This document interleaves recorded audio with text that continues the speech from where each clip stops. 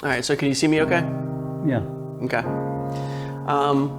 I'd like to start off talking about the Neil deGrasse Tyson story we discussed the other day. How you spoke with him on Reddit, on Ask Me Anything on That Reddit. was Michio Kaku. Oh, was it? Yes, he offered to ask me anything in AMA on Reddit, and I went ahead over there and posted my question. And as he went down the list of questions from others, I watched him skip mine and continue answering other questions. And the question was, how is it at all possible to contain and conserve such extreme amounts of angular momentum in a singularity that's 120 billion times the mass of our sun? He just completely ignored it. How do you think those people see you? I'm just another kook that doesn't understand physics, they think.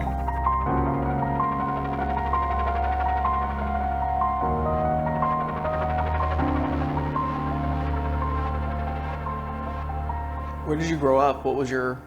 I grew up in the far west county of Florida. Well, my dad was I guess they call it a machinist. There's another word for it I've heard, millwright, working with metal down to the tolerances of like a 10,000th of an inch. They got it even tighter tolerances now. And my mom was a stay-at-home mom, and she eventually did go get her GED. And so from about age 3 to 9, once or twice a week when there was no one to watch this active young boy, she would sit me down across the dining room from the kitchen, and she'd tell me, sit down, be quiet, put your hands on your lap, no fidgeting, no looking around, and sit straight. And she'd go cook supper, take an hour or two. Well, by the time I was 8 years old, I'd learned how to think and how to order my thinking. And within the next year, by the time I was 9, I found that quiet place inside that nothing can disturb. By the time I was 11 years old and started serious meditation on my own, I knew at that point there were higher and deeper levels of consciousness, and there was no one that could keep me from finding them. First thing I started with was learning the breath. I began to learn how to control the breath consciously. And at age 11, I started out with 45 minutes to an hour. By the time I was 15, my meditation was lasting 5 or 6 hours. And I knew my middle breath was taking longer than I had any idea, but I knew it was a long time. So I set up a clock, and all I had to do was open one eye at the beginning of 2 successive breaths to measure one rise and fall of the chest and see how long it took. Turned out it was 45 minutes. I realized then I had reached something I called then the subautonomic breath. 2 or 3 years later, I found out the word for it was pranayama.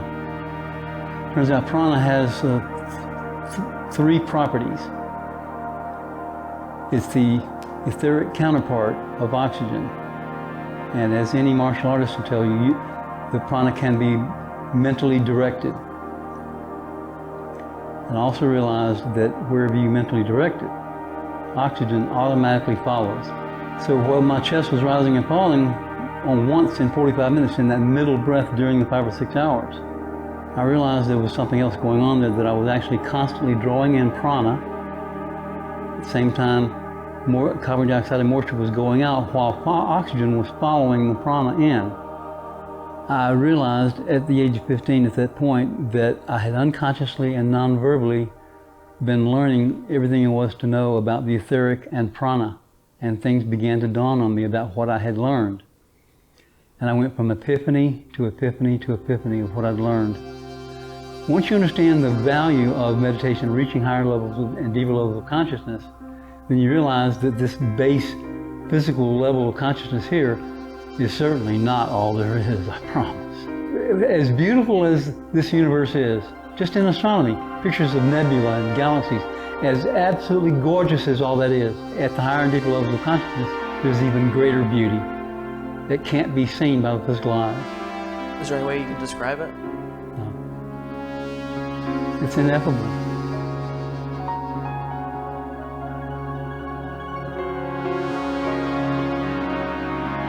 And I began to realize there's a difference between awareness and consciousness. Awareness is completely tied to the senses and perception. And I realized consciousness was independent of that. And I also realized consciousness was independent of space and time as well. So that's when I began to develop point consciousness meditation, to find whether I could reach beyond space-time just with my consciousness and leave my senses otherwise behind. And by the time I was 17, I did. And when I reached into the fifth dimension, beyond space-time, all I found was absolute, pure oneness, nothing else.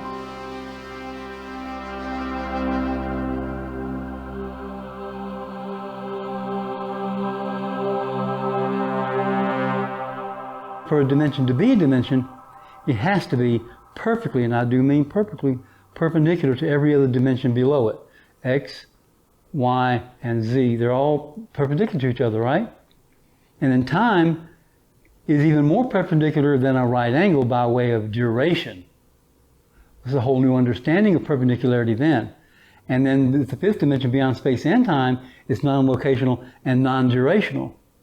Another whole, even better, more perfect understanding of true perpendicularity comes up then for the fifth dimension. And that's where singularity exists. That's where I found the oneness in point consciousness meditation I originated.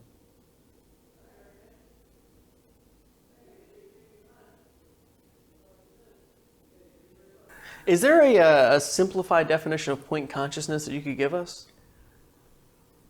Realizing that your consciousness is not dependent on your senses or perceptions or space-time. And there's different ways to reach point consciousness into the fifth dimension as well. One, for example, is in meditation, you pick a minute, a certain minute, like 10 minutes down the road during your meditation, and when that minute gets to you, you turn it into an hour. Then you pick a minute in that hour, a few minutes ahead of you, and when it gets to you, turn that minute into an hour. So you're slicing time up into smaller and smaller pieces until it finally falls behind you. You can't change the duration of time. You can't change the passage of time external to yourself, but you can change your perception of it. Even the Moody Blues said in one of the lyrics in their song, this day could last 1,000 years if you want it to. I proved them on that. When I was 20 years old, I decided I was going to do one final point consciousness meditation. Instead of for 3 or 4 hours, I was going to make it for a full 12 hours.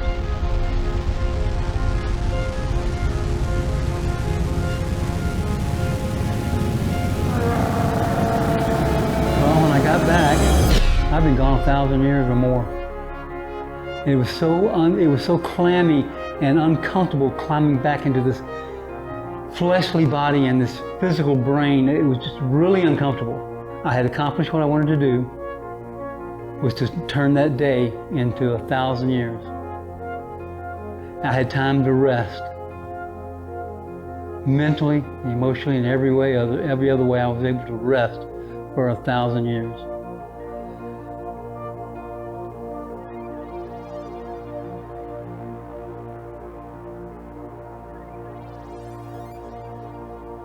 Started receiving these inspirations completely unexpectedly, very surprisingly. Each one building on the one that had come already first, and the second one, the third one was building on the second one, etc., all the way to the very last one that I received just before having my book printed. And that last one wrapped up all the other inspirations into a complete final paradigm. Now, when you say inspiration, what does that look like exactly? An inspiration is not something you come up with yourself. It comes to you, and because you're able to understand it, then you can do something with it. And that's what Einstein did. He said he was inspired as well. Einstein requested scientists, astronomers, to take high-resolution pictures of a solar eclipse. And during the eclipse, with the moon covering the sun up, the stars come out. And so they knew exactly where the stars were, And Einstein said that there was going to be a 1 3/4 arc seconds difference in position of the stars next to the sun that was caused by the gravity of the sun with the light coming by the sun.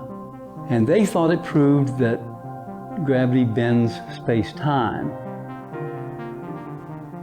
That wasn't the message in a bottle I found.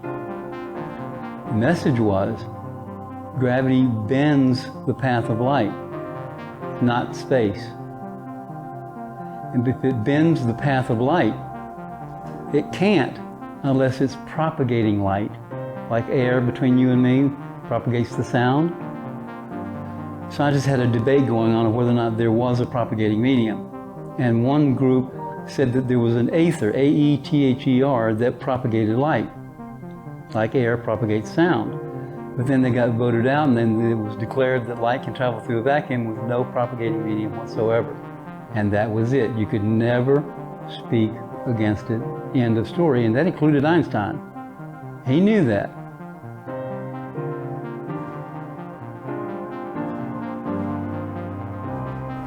I think if Einstein was here, he'd just jump up and down, hoop and holler, and he'd be excited that somebody finally got his message in a bottle and took it to the next level. I mean, it does seem really simple. It does seem, It is. Yeah. And yet you still get, called a kook and things like that. I'm curious. I mean, what is it like being sort of sidelined? How does that feel? I knew I was going to be sidelined before I ever got started with all this. So it was not unexpected. Remember the name of the book, The Emancipation of Astronomy for the Common Man. This is for everybody else, not the scientists. I don't expect to ever be lauded by any scientist in the world. I'm not in bated breath waiting for it either. Not a chance. So the average person, when you come up to them, you explain these kind of things to them and, share your book with them. The average person is excited about these ideas and... Well, in Nashville, I sold over 100 books in person. And online, I've sold about 25. And here in Winston-Salem, I've sold perhaps half a dozen altogether, maybe, since I've been here less than 2 years. But I've spent so much time on Twitter. In the 2.5 years I've been there, I feel like I have literally earned my bachelor's degree in political science.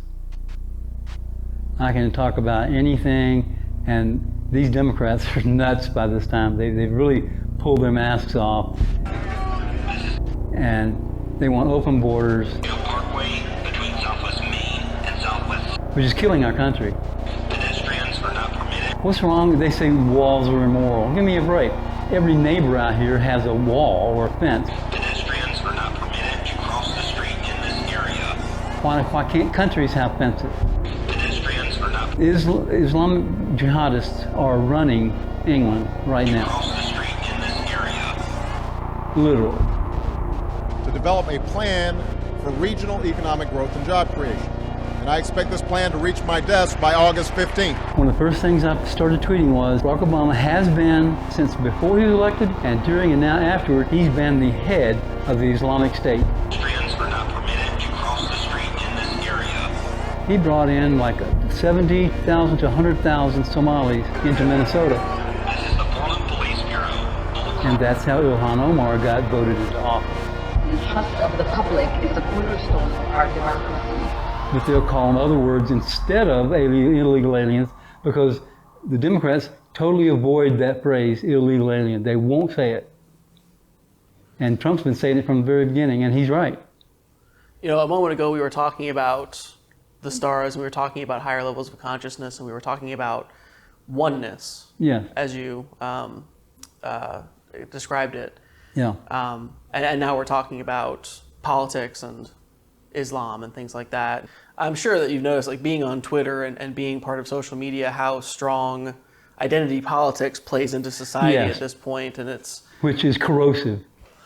sure. So I'm sure it's really difficult for people to listen objectively to these kinds of opinions. Right. Like for me personally, I've seen the arguments about Obama's trying to bring the Islamic State to this country, and I disagree. I don't really see the evidence. Well, I've seen plenty. I understand. when it comes to your book, though, when it comes to gravity, like you've got numbers, Oh, yeah. and I can listen to that argument and I can say, oh, there's something really valuable here. Oh, yeah. You know?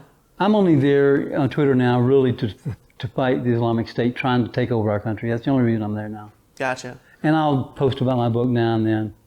Do you think that it's damaging to the argument of your book that some people might disagree with your politics? A lot of people would discount everything else you've said if you're on the other side of the political argument from them, no matter what you're doing, and I expected that. I already had that with the scientific community with my book anyway, because I had to write it for the common man, not them. So I expect that I've probably lost a few book sales. Between Southwest Maine I'm and Catherine Southwest Salmon Lucianco. are closed. I was the organizer of the Women's March here in New York City. I am honored to pass the torch to the women who led this march here.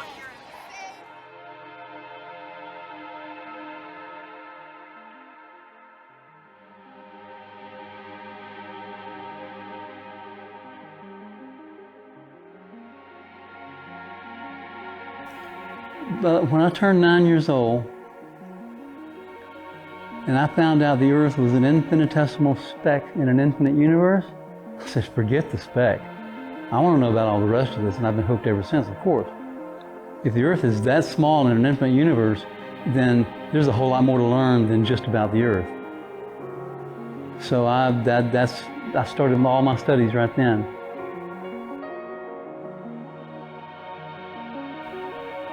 So she knew that all she had to do in my early years was to put me in the very crucible of meditation without telling me that's what she was doing.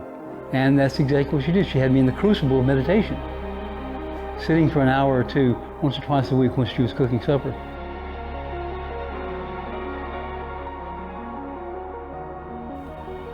And if you've heard the title of that book, I Sing the Body Electric, well, I had learned how to sing the body etheric.